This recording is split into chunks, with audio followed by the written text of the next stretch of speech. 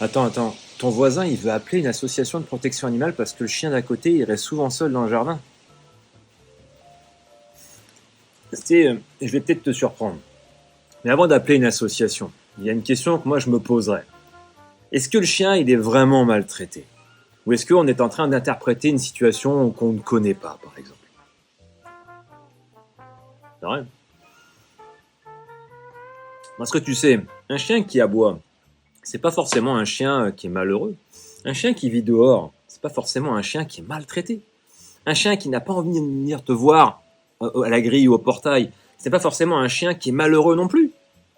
Par contre, un chien qui est maigre, qui est sans eau, sans soins, attaché en permanence, blessé, là on parle plus d'une impression, on parle de fait. Et ça change tout. Les associations de protection animale, elles ont un travail qui est énorme. Alors si on les sollicite pour chaque voisin qui nous agace, à chaque chien qui aboie, on leur fait perdre un temps qui est précieux. Du temps qu'elles pourraient consacrer à des animaux qu'on a réellement besoin.